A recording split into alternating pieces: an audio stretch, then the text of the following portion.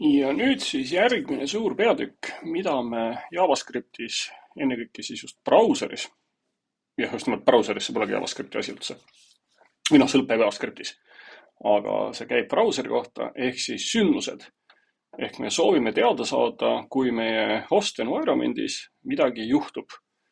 Ja kui me räägime brauserist, siis need on kõikvõimalikud kasutajapoolsed tegevused, hiirega ringi navigeerimine, vajutamine, klikkimine, submitimine, mida iganes ta seal teeb, klaviatuuriga samade asjade tegemine, lehe scrollimine, kõik muu taoline.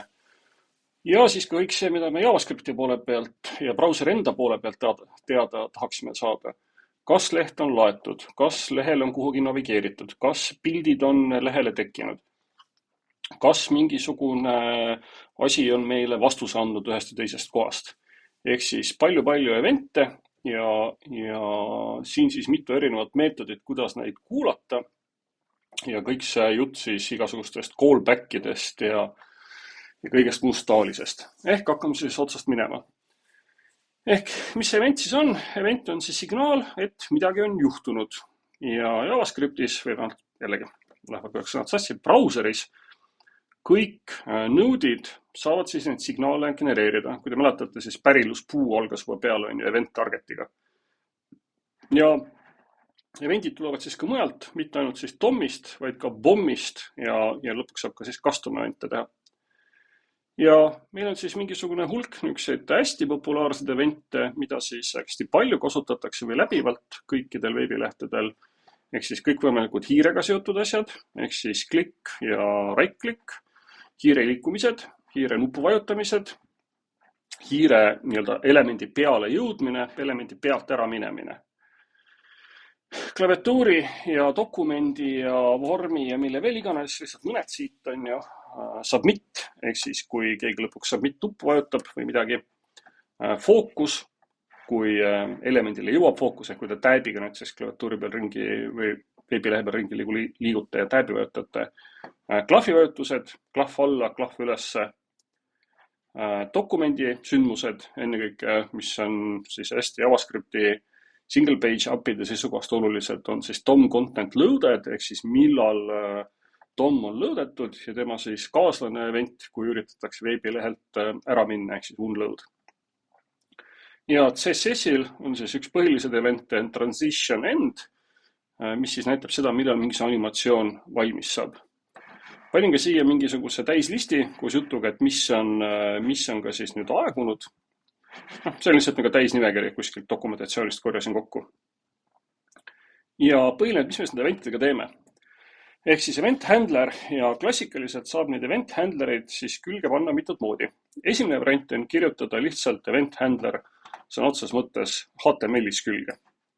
Kirjutada siia onClick ja sellega rõõm, sel hetkel, kui siis elemendi peale klikitakse, siis see event ka või see kood siit siis käivitatakse. Ehk ta tegelikult wrapitakse või ta muudetakse funktsiooniks. Siis järgmine variant on siis HTML-is kirjutada see funktsioon eraldi, script tagide vahele ja ütelda siia onClickile, et palun kasuta siis seda funktsiooni, kui sa tahad kinni minna. Siin on küll natukene, võib seda valesti lugeda, sest me oleme harjunud sellist asja lugema selliselt, et see klikk 2 peaks selle koha peal siin olema juba ju kohe välja kutsutud. Siin on sulud taha pandud ja kui sulud on taha, siis ta justkui võiks juba olla käivitatud. Mida tegelikult JavaScript siin teeb või kuidas seal tuleb lugeda, näeb siis välja lihtsalt umbes selline, olen korraks konsooli ja see peaks siis nägema välja midagi selles vaimus. Ehk ta siia ette, selle osa ette paneb automaatselt siis tühjad parameetrid ja lambda funktsiooni märgi, ehk see muudetakse siis välja kutsutavaks funktsiooniks. Ja kolmas variant, sellist lihtsat elemendi mingisugust evendi handlerit teha, on siis kasutada JavaScriptis seda sama onClicki, ehk siis element.onClick ja sellele siis omistada mingisugune funktsioon. Ehk need on kõik võrdväärsed tegevused, kuidas seda teha võiks. Nüüd, need event handlerid, mis on läbi selle onni tehtud, neid saab siis olla ainult üks tükk. Ja see on siis nagu probleem, sest tavaliselt me tahame need handlereid rohkem kui ühe külge ühendada. sest mis meil tarvis on, eriti kui me kasutame mingisuguseid väliseid raamistikku, et ühele elemendile tahetakse tavaliselt mitu erinevat listeneri külge panna. Et ise võib-olla tahaks ühe panna, aga raamistik, näiteks üsna tüüpiline, kes paneb meile igale poole külge handlerid, on Google Analytics. Sest Google Analytics tahab ka teada saada, et mis nuppe kui palju kuskil vajutatud on ja tahame seda pärast kuskilt statistikast teada saada. Aga samas ka meie ülejäänud JavaScript peab kõik edasi töötama. Ehk siis neid handlerid on siis vaja nagu panna mitu. Ehk siin juba juttu oli, et saate sellest on-click'ist teha. Kui tahate läbi selle on-click'i JavaScript'ist ka sellest lahti saada, siis tuleb siia külge panna 0. Nüüd veel natuke edasi, nagu hakkame mitut külge panema. Ehk siis igal event handleril on ka olemas sisemine this väärtus. Ja see this väärtus siin siis selle funktsiooni sees, kui see kood käib, viitab sellele välimisele elemendile. Ehk kes seda event handlerit siis triggerdas. Ehk siin siis see this.hinner.html peaks olema siis klikk 4.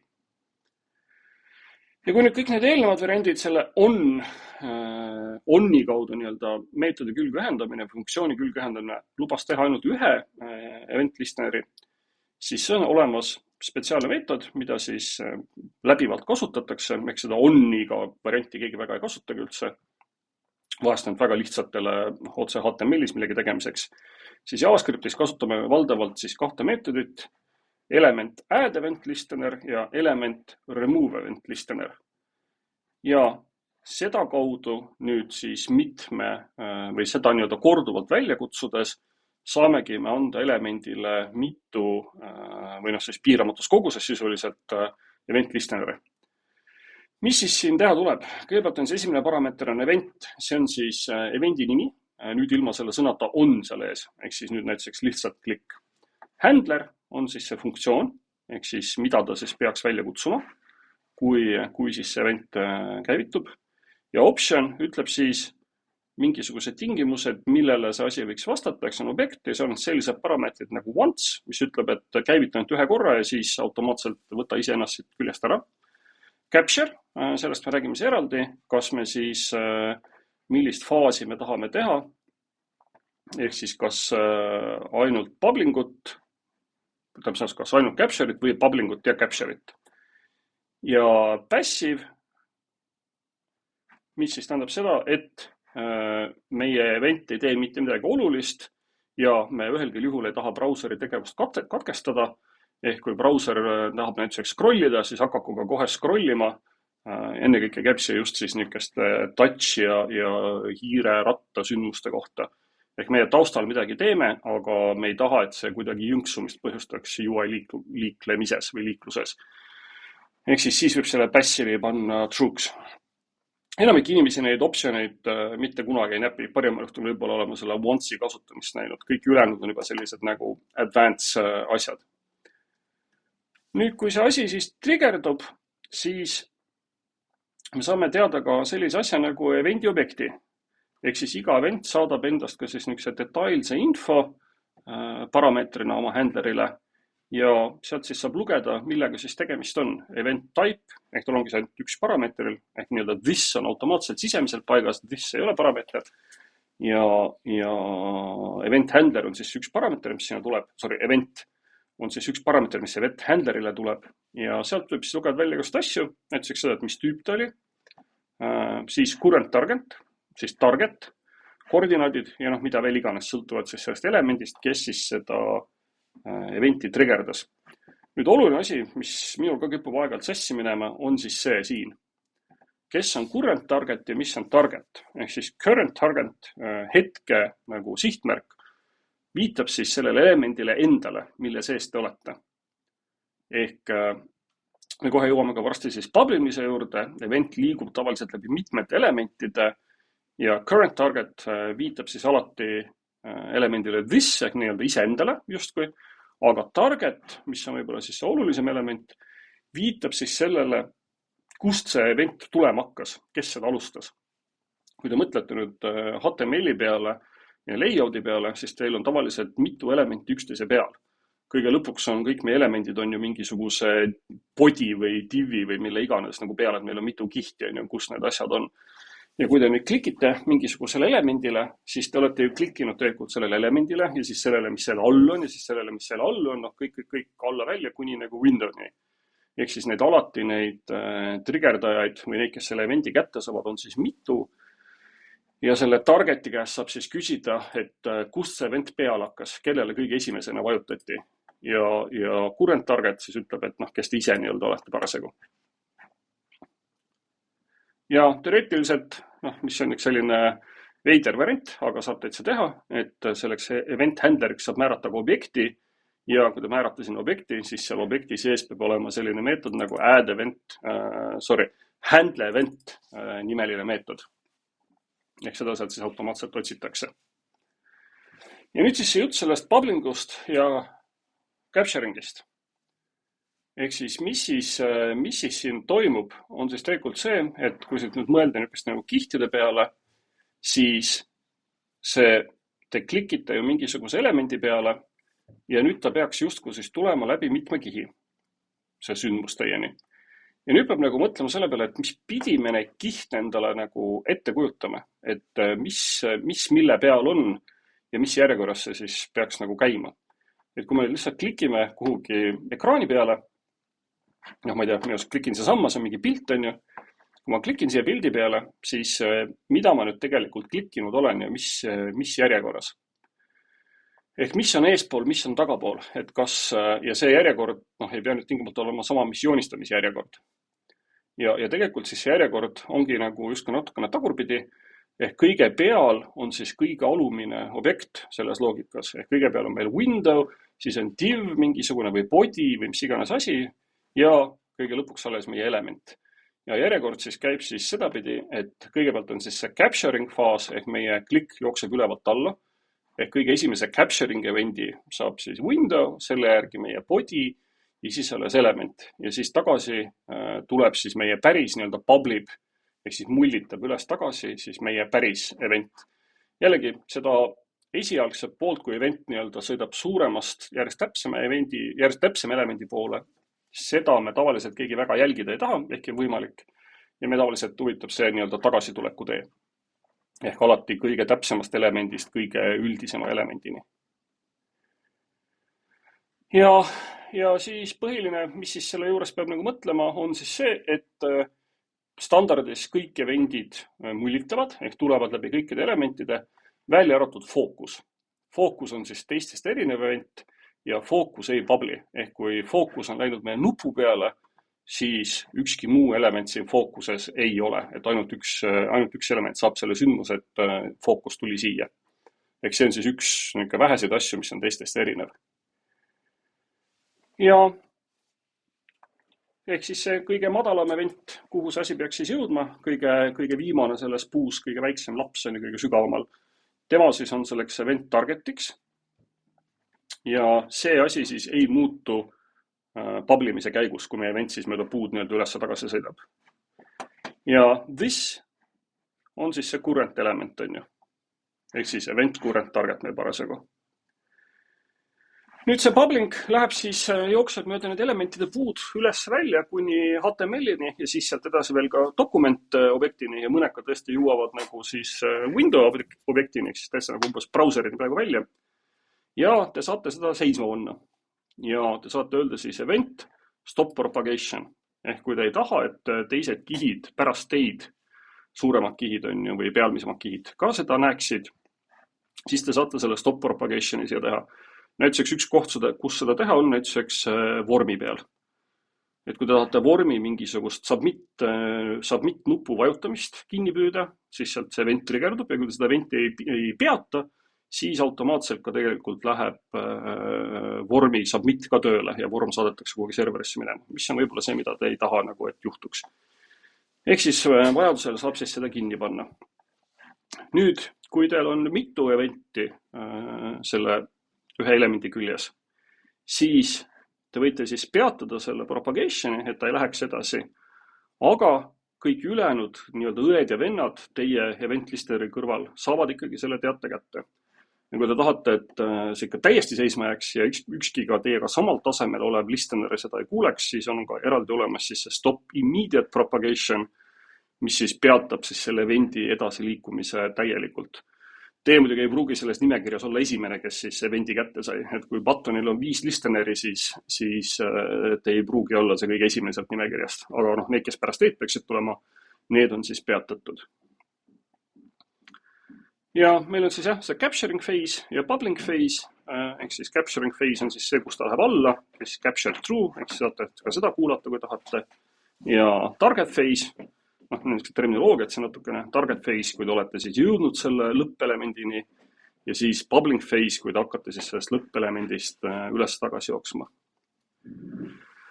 Nüüd brauseril on siis palju neid siis default action'id või nagu baastegevusi, mida ta tahaks teha. Ja ühest juba rääkisime vormist, aga siis on klikkimine URL-i peal või lingi peal. See siis automaatselt tahaks veebilehte ja kuhugi mujale suunata. Hiirega peaks saama niimoodi teksti valida ja tekst muutub nagu plokiks. Ehk seda saab siis, neid kõike saab siis kinni panna.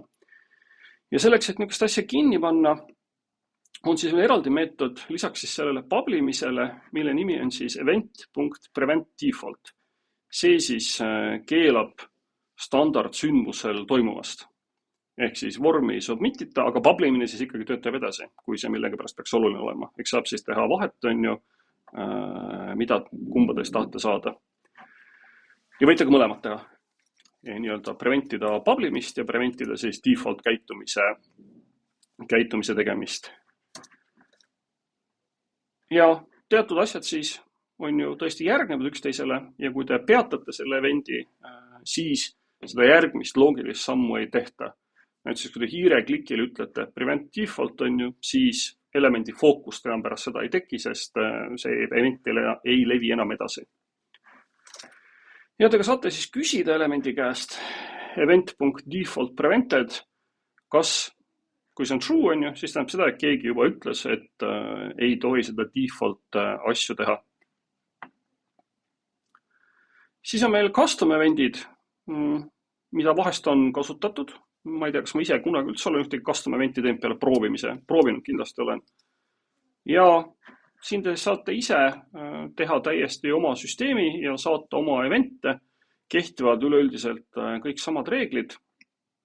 Ehk siis konstruktor mingisugune event'il on siis klass, saate anda mingi nime oma asjale ja optsioonid, publish ja cancelable, ehk siis kas see event prevent default võiks töötada või mitte selle asja juures.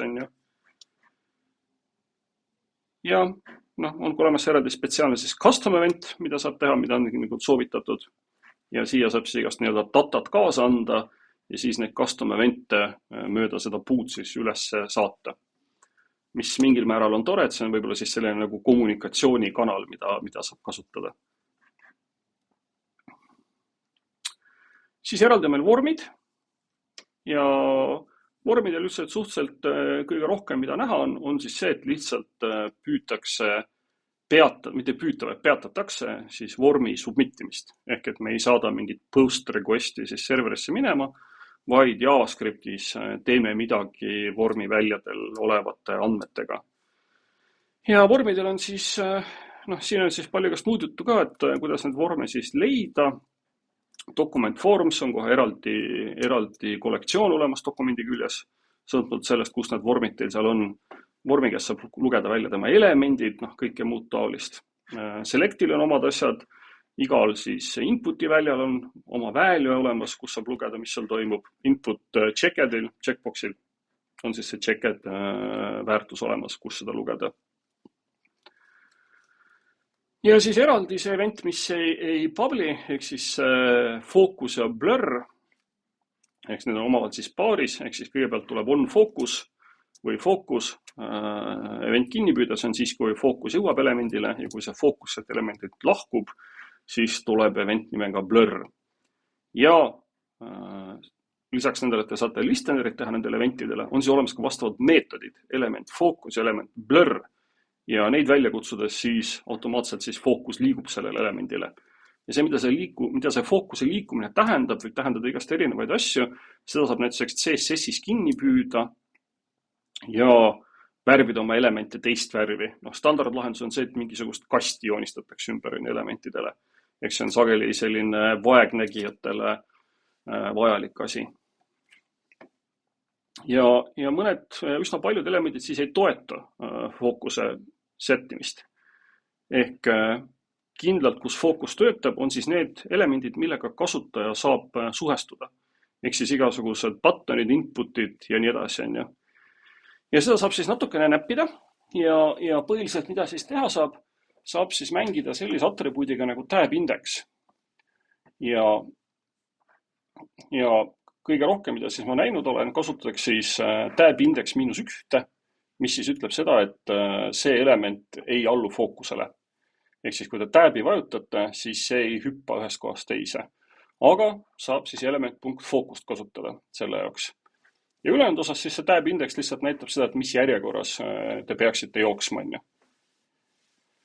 Ja nad on pigem siis nagu natukene grupeeringu moodi, ehk mis järjekorras nad tulevad, on siis vastavalt sellele, et mis indeksid nad panete, et teil võivad olla algselt kõik tab index 0, siis võite teha 0, 1, 2, 3 või panna mitu tükki 1 ja mitu tükki 2.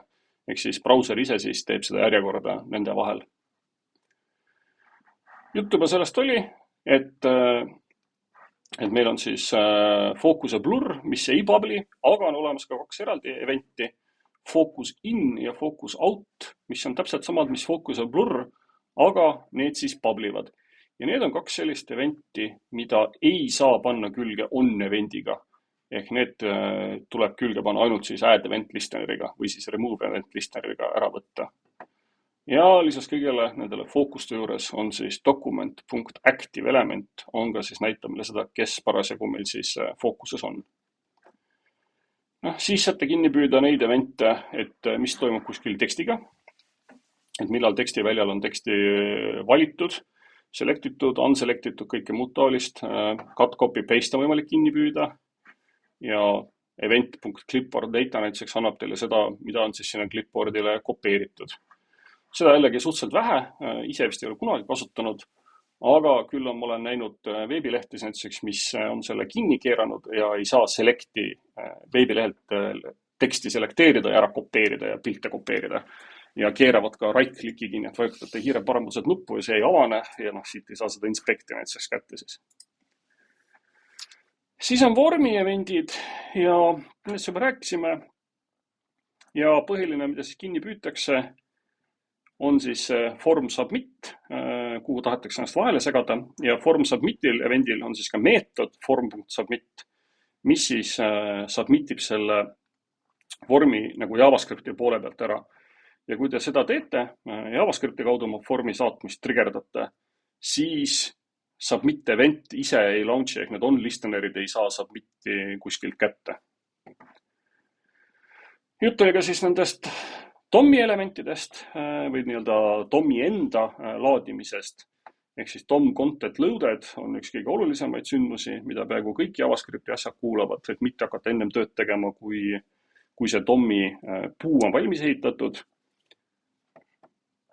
Siis on eraldi veel load event, mida saate küsida, et mitte ainult seda, et HTML on loaditud, vaid ka, et siis eksternaalsed asjad on kõik olemas, pildid ja stiilid ja mis iganes muud asjad. Ja before onload, unload on siis selle jaoks, et püüda kinni see, kui kasutaja kavatseb lehelt ära liikuda.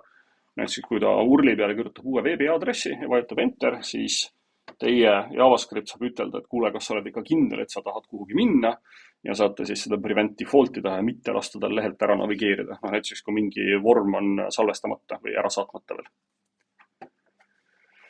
Ja väga paljudel asjadel on siis, millest me kohe varsti ka räägime, on siis olemas, see pildid ja muud asjad, on siis olemas onload ja onerror, listenerid saab külge panna, mis siis ütlevad seda, et kas selle pildi laadimine päriselt õnnestus või mitte. Kui teil on mingisugune pilt, mis peab teie lehel olema, see pilt on väga suur, tuleb kuskilt välisest allikast, aeg-ajalt ei tule ka, või mingid on puudu kuskilt andmebaasist, siis saab seda küsida, et kas selle pildi laadimine päriselt õnnestus või mitte. Ja kui ta ei õnnestunud, siis saate pildi asendada JavaScriptis mingisuguse muu placeholder'iga näituseks. Ja panin siia lõppu siis ka tabeli nagu põhieventidest, mida siis üldse kasutatakse. Siit laske lihtsalt silmad üle ja vaadake enam-vähem. Kindlasti on tore veel igasugused drag eventid, jällegi valdavalt ei ole inimestel vaja, aga kes hakkab väga ilusad UI-d tegema, tahab hiirega hakata kaste lohistama ühest kohast teise, siis tulevad need siis käiku. Igasugused meediaplayeri asjad, CSS-i asjad, transition end, animation end, kõike muud taolist. Ehk siit põhiiva, siis mida siit kaasa võtta, on siis see, et kõik eventid publivad ja kuskil oli meil siis see siin, 2 kõige põhilisemat meetodit, element add event listener ja element remove event listener. Parameetriks siis evendi nimi, ilma selle sõnata on selle ees, ja siis see funktsioon, meetod, mis iganes asi, mida siis ta peaks täitma, kui siis event triggerdub. Ja siis see, mida me siis seal eventi sees ise siis teeme.